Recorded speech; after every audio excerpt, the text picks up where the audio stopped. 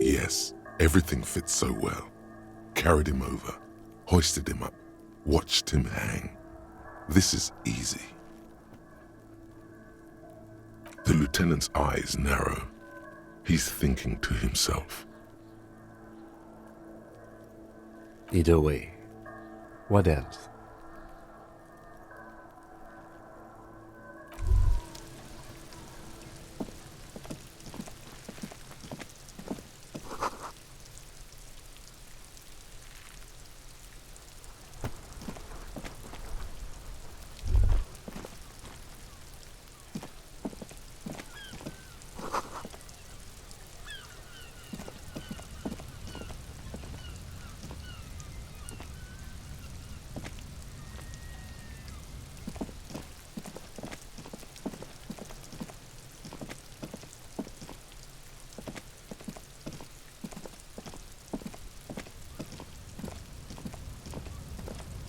An inconspicuous pile of the roofing material, Eternite.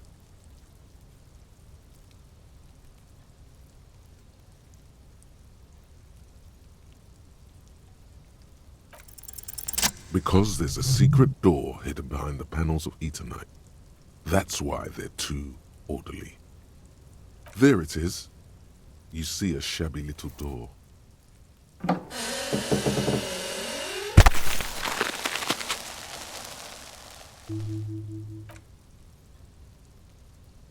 What is this then? A tool shed? Let's investigate.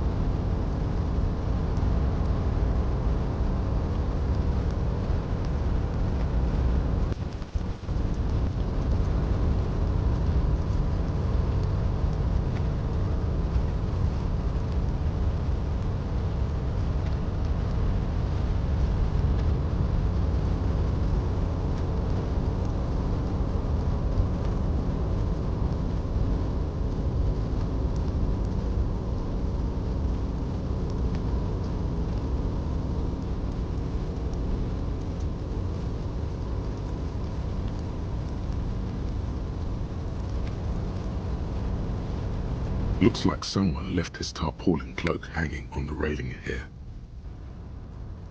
When the wind ruffles the cloak, you can most definitely see a white rectangle on its back. Yes, it's probably yours. It bears the RCM insignia, and you have a habit of being careless with your equipment. You could probably make the jump. You look like you've done some track and field in your day.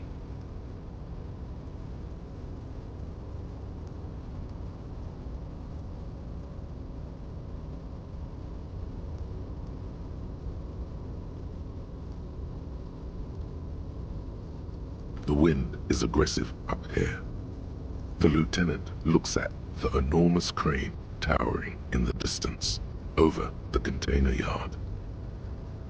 That machine is a Kvalsund 1020 HK. Is it? Kvalsund makes a lot of heavy equipment, but this is phenomenal, even for them. But I digress. We were focusing on your cloak here.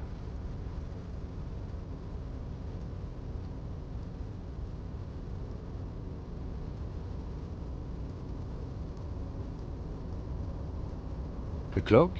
I do think it's yours, yes. As to whether you should go for it?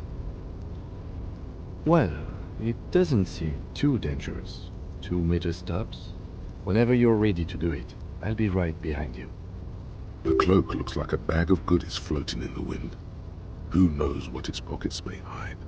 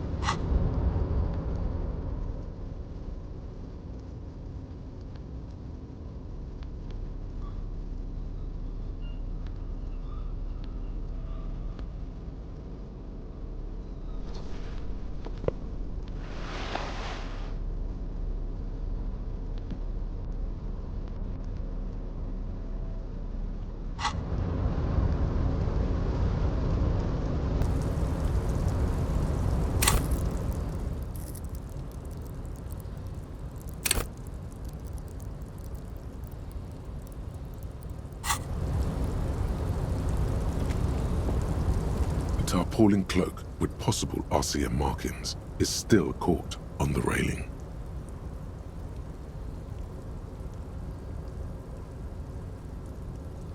The wind is aggressive up here. The lieutenant looks at the enormous crane towering. That machine is a Kvalsund 1020 HK. His eyes trace the crane's contour, as if trying to memorize its majestic shape. Then he notices your gaze. Yes. We were in the middle of something. Your cloak.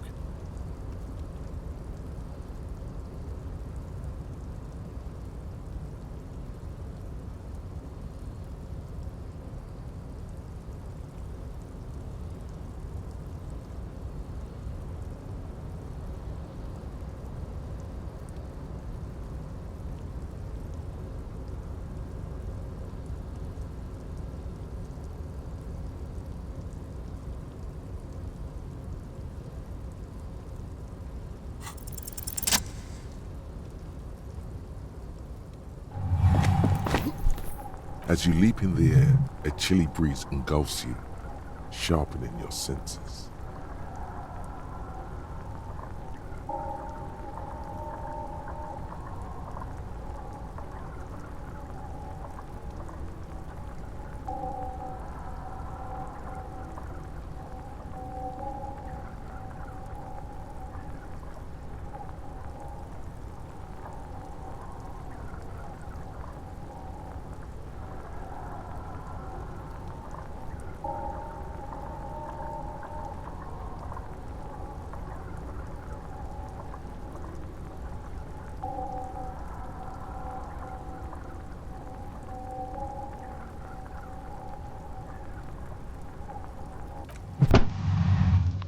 As the concrete floor welcomes you, you realize it's been a while since you felt so alive, alert, capable. Must be the adrenaline. I knew you could do it. My climbing down might not have been as disco as your jump, but at least we can explore the harbor now. With your feet firmly planted on the concrete, the noise of the harbor rushes back in.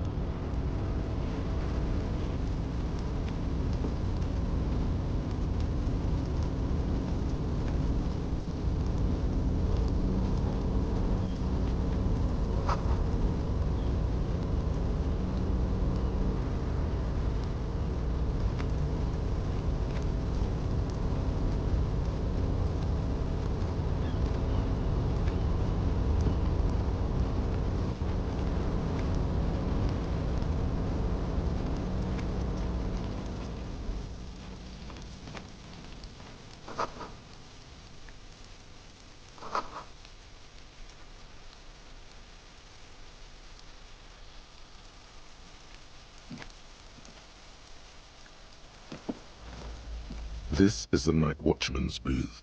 The name on the door reads, René Arnaud. Listen, it's okay to take a few minutes to yourself. Sit down and have a breather.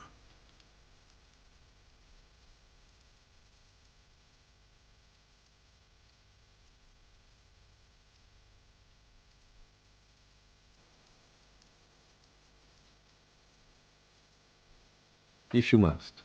But please hurry. We are pretty easy to spot up here. Nothing incriminating catches your eye. The cabinets are clean and their sparse contents meticulously organized. There's a framed photograph on the table.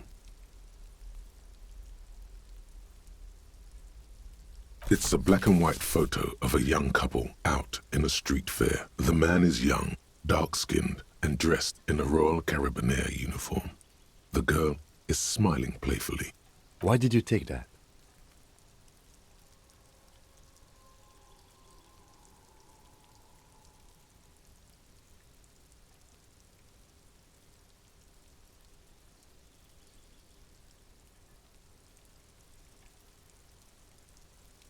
Fine. But let's move. I don't want to be seen snooping around here.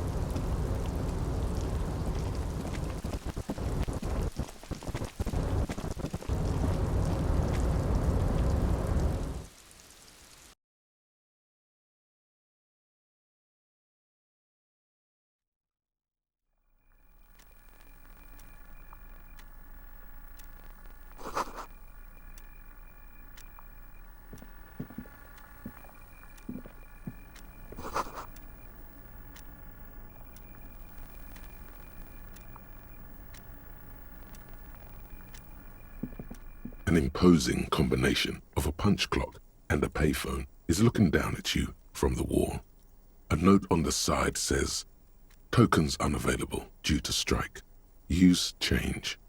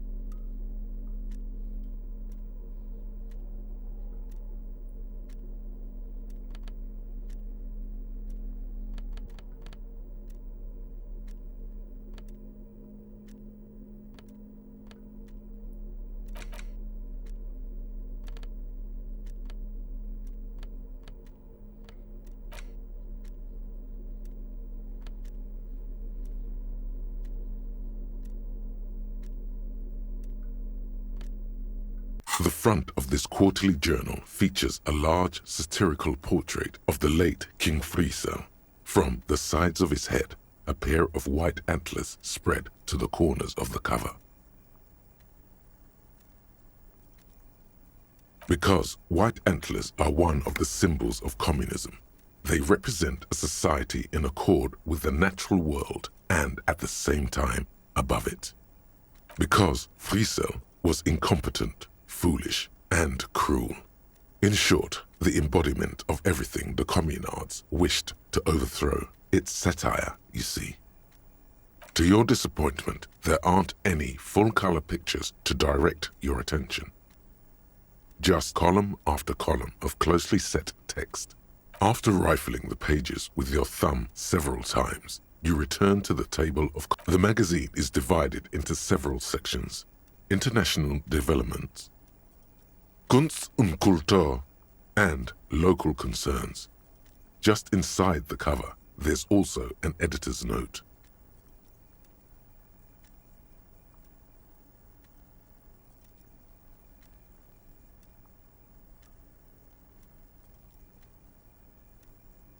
This section includes a long, tedious critique of the latest round of free trade negotiations between the EPIS nations and the Free State of Semenine.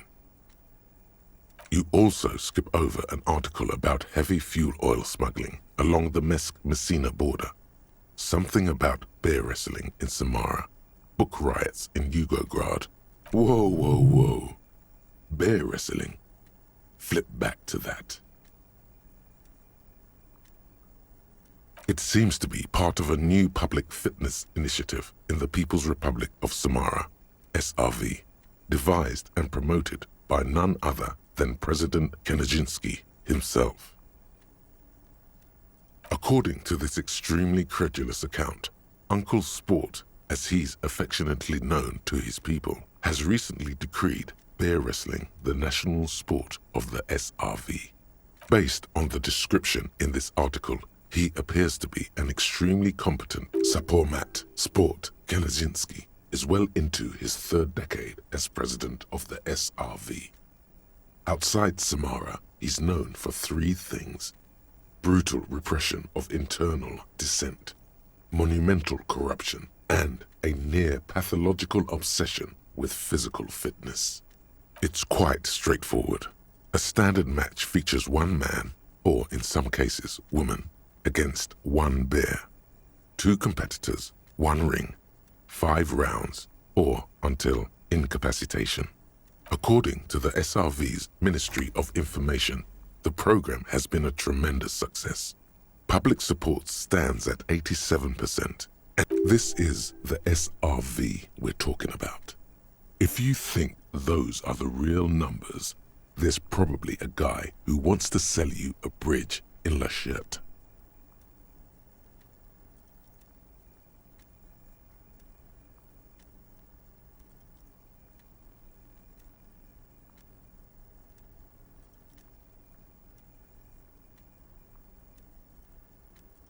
What are you, a statistician?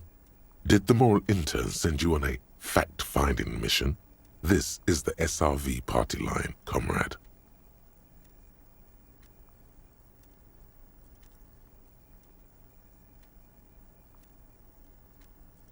The Samaran People's Republic? No, I should expect not. Why do you ask?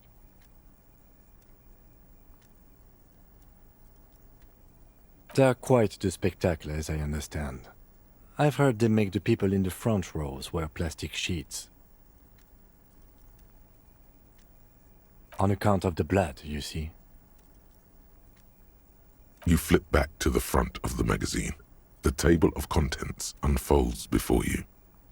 Comrade, as you know, this journal takes its name from Mazov's immortal expression, Du cristal à la fumée.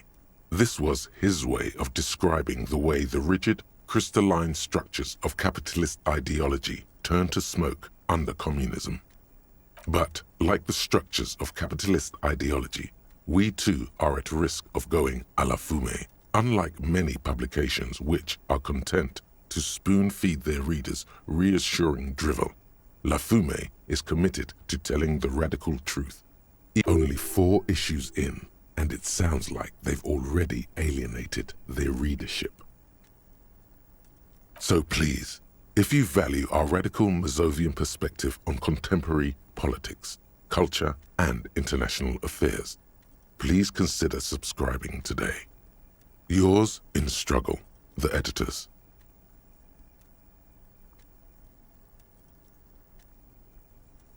What do you expect?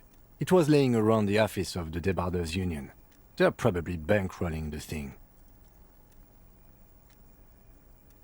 You flip back to the front of the magazine. The table of contents unfolds before you. It takes a moment, but gradually it dawns on you that Kunst und Kultur must mean arts and culture.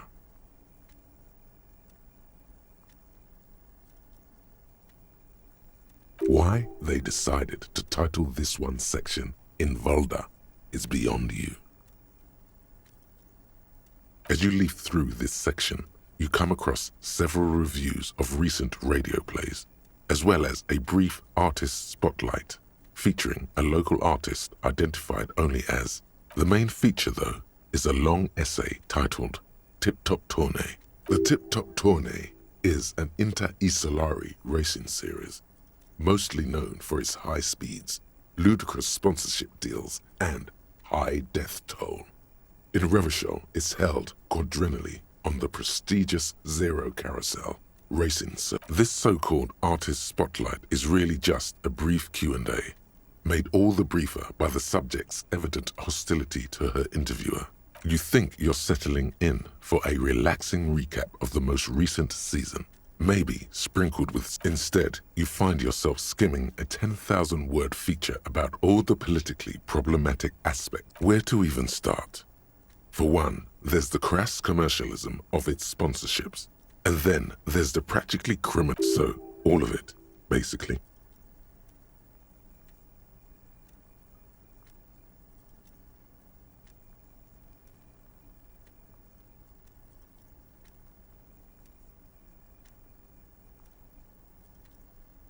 Under capitalism, the article says, every pursuit has its price. Every pleasure, even one as elemental as the joy of racing others around. Thus, the so-called tournée becomes a competition between increasingly meaningless brand signifiers. Your discount laundry detergent racing against a pack of Astra cigarettes, or even, and that precisely is what's problematic about it.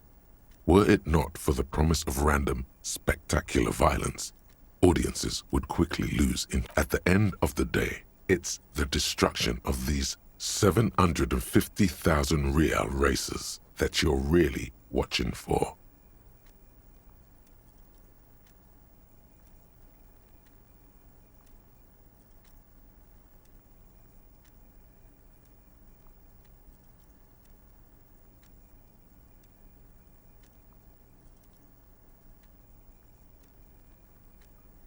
You see, one cannot avoid the conclusion that Tip Top Tourney is simply the apotheosis of spectacular entertainment under capitalism.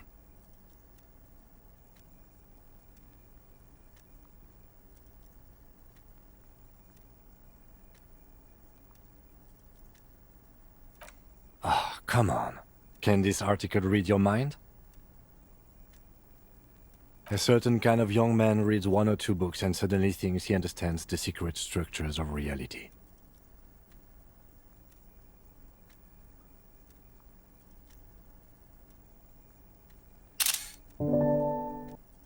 If I had to wager, I'd say they've never even seen the inside of a motor, much less a motor race.